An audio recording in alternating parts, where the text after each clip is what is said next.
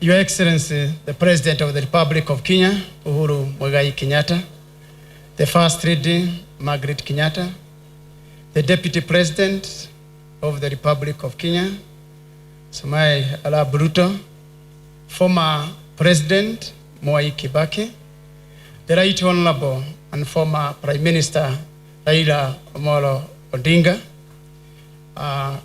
Chairman COG, Senators present, members of Parliament, all protocols observed. In the interest of time, may I quickly request all the senior government officials present to start whenever they are for the crowd, for the gathering to acknowledge you.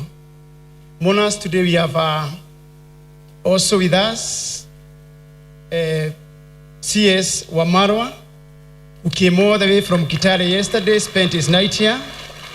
We have PS Mwanamaka. We have Kahia from Wakahio, from the delivery unit. PS Moragori, Health. Aida Munano, PS, and also we have a controller of budget, Odhiambo. Thank you very much. And the Chief of Staff comes from Nyeri also, Mr. Kenywa. Your Excellency, I also join the mourners today to mourn my foreign brother, a friend of mine, a good politician whom we fought many battles together. It is true that we try today to talk about the Governor Gachagua. Those in the business community, you take the whole day here. Those in the political circles who knew him, we can take also a whole day. And you know Gachagua very well. In his political journey, I worked with him. We met at the University of Nairobi. He was sitting in front of me. And we became friends. And as we were exchanging about politics, I knew that this was a really determined person, a man who knew what he wanted in life. One thing about Gachagua that I would like to bring out is that he's a very trusting man. He would trust you. And whenever I trusted you, he would go all the way to cover you. He covered my back, I covered his back. I remember very well in the campus days when he decided to run for the seat of Madeira. He asked me a very simple question. Honorable Kiunjuri, there are so many parties, but I really want to join NAC. I want assurance, because you are my good friend, that if I take this journey and I join you in NAC, that there will be free and fair elections. I gave him a very short story about my experience. When I was in the Democratic Party of Kenya, I told him I contested against very good friends of Honorable Mwai Kibaki, former president, and very, very close friends of his. And when I won the nominations in Laikipia on a DP ticket, Democratic Party, all the friends, everybody gathered in Nairobi, and the Honorable George Muhoho was the one who was invited by the former president to give a verdict on whether I had won or not. All my opponents gave their testimony that this is a young man, a tout in Nanyuki, and therefore he doesn't deserve to be a member of parliament. Muhoho listened carefully with Munyao, and then they took the verdict to the Honorable His Excellency, former President Mwai Kibaki. This was the words of Mwai Kibaki. Yes, I've heard all of you. I can see this young man. But if really Laikipia has so many touts, then give the ticket to the touts. And that is how I became the member of parliament for Laikipia. And immediately I gave the short story to Gachagua. He told me, I trust you, and I trust the president, and his team will be free and fair. We assured him of fair nomination board, which he got, and despite all the hindrances, Gachagua won the elections. And true to it, people contested. They came to Mwege House, and I had promised the little Gachagua, he got fairness from President Mwai Kibaki then. He was issued with a ticket as the NAC Kenya candidate, and the story began there. Then he was the opposition leader. There are some occasions, because we fought together, tough battles. Some of you know them. And Gachagua, the tough person, we had very exciting moments. At the same time, we had very frustrating moments. But all the time, we came out in unity. I remember one day when Gachagua was not re-elected as member of parliament of Madeira, and he rose to Virginia Minor. The following day, Gachagua called me and told me, Kiunjuri, we have to start another journey. I asked him, my brother, where do you want to lead me now?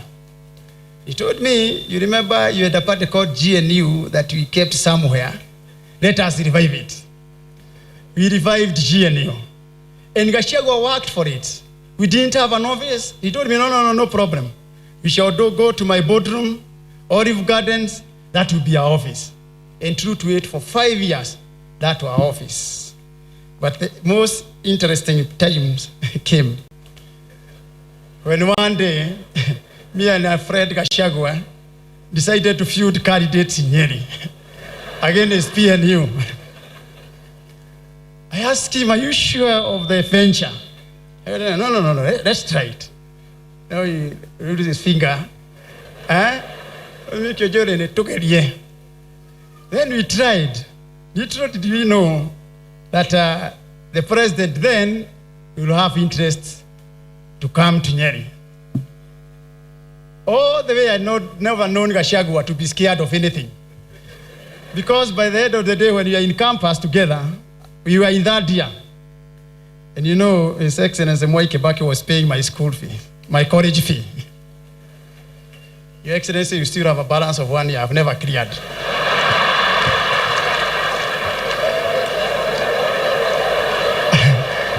At campus, when things started taking shape, at one given time I called Gachagua and told him, now we have to vote out because the ground is not very good. It might shift. Let us go back home first because we can afford to employ lawyers. Let us go first of all defend our seats, then come and finish our law school. He told me, Kiunjuri, you should not be scared of small things. You are winning Laikipia. And for sure, I stood better chance than Gachagua. He faced very stiff opposition from Matu Amai, but Gachagua braved through. He cleared its education, law degree, and he won Madeira seat. That was Gachagua. So when he told me, let us try and take on PNU, I remembered our days, and I said, okay, let us try. But I have never seen him scared than the day, that one day we are seated in his now home in Karatina, in Nyeri, and you are given the information that the President Kibaki is coming to there. And that day I remembered, you know, the courage thought of giving that story of that young boy who used to steal everything, even from his parents. And one day the parents called the preacher to go and talk to him. And the boy was called where he was hiding under the bed. And he was asked a very serious question by the pastor. Mureithi, where is God? And the pastor was very consistent in asking, where is God? And the clergy tells us that the boy was so scared that now he's going to pay for even sins that he never committed, stealing God. The boy was so scared. And at that time, he was so scared that President Kibaki is coming. Then we argued about it. Do we step down our candidates? Then for the whole afternoon, we are discussing that. Then Gachagua told me, what you do, Kiunjuri, let's take cover. Let us take cover. Because people think that you are still campaigning. We get out of Nyeri very quickly, let us go to Korano. Because that is my home area. We came and camped in Korano, and you are listening to the radios to hear what is going on in Karema. But he was very, very, the only thing he told me, you know, Kiunjuri, the only thing he told me, yeah, you know, you used to talk, Kiunjuri, you know, Kibaki saved you. He also saved me. The only thing we can do, let us go back home, let us wait for the results. And the results waited. The last one, because of time, interest of time. When we joined, when the campaigns came up now, TNA against other parties, true to it, because there's a story to be told, a later date. President Uhuru Kenyatta gave me some money to take the delegation to Machakos, GNU team. Told me, go talk to your people so that you can come together. Because there was a history there before. Then when we went to Machakos, and we had spent a long night discussing about how we come together, Gachagua told me one thing. Yes, let us go talk to the people. But remember, you are the captain. You are the captain. Whichever the outcome, you must remain as the captain of the ship. Because the captain must sink with the ship. And true to it, I did. When we asked all the other candidates what we should do, the way forward, we have been sent with this message. Said, Kiunjuri, you know, already we have gone too far. Our opponents are already digging in. When we go back, we have no time to recover. We cannot win the nominations. I could see Gachagua was of the same argument, but he never said anything. That is the way he said, okay, let us push on. But the last day, when the instruments were being signed on parties joining TNA, again, we had convinced the president, Uhuru Kenyatta, that we are good boys. And true to it, being his ovens, he called us and allowed us to join the party. We met a lot of resistance. We were seated there at Times Tower, Anniversary Towers. From 4 o'clock, President Uhuru was giving instructions. Let them join TNA. Other forces were giving instructions. No, we can't allow these people to come in. Because Gachagua was really feared. They knew with Gachagua, something might happen in Nyeri.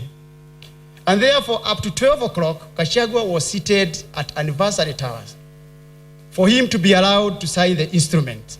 It never happened. And that is the way GNU now had to fight to the last day. So it is good for you people to understand where we have come from Gachagua. And now when we started moving on, soldiering on, we only believed in one thing.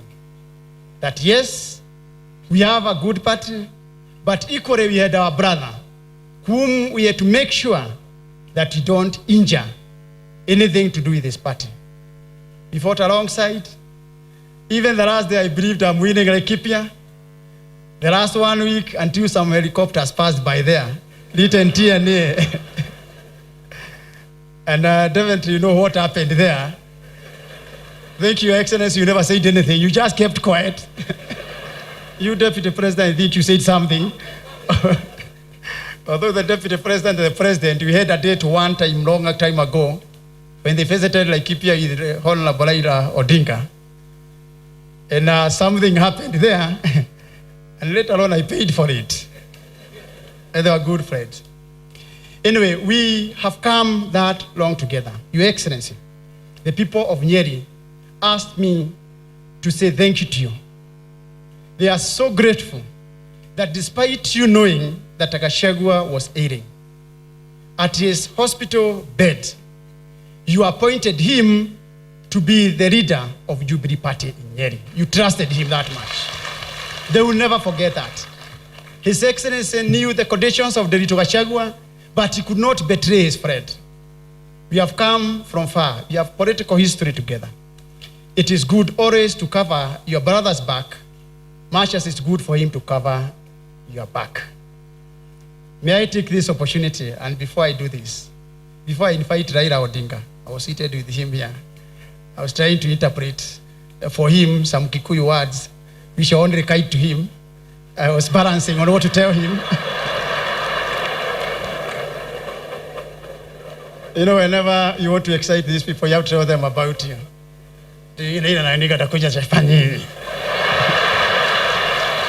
He's also a good friend. And he asked me one word there, what is Dwari? I told him to be sick. He told me this is similar to our people.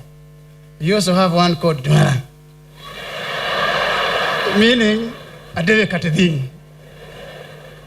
Then I told him, Dwara can also scratch. It has two meanings. Take me somewhere, and you can also scratch. Then he told me, ask Uhuru not to touch me very hard. And I equally told him, make sure you are not also very difficult on him.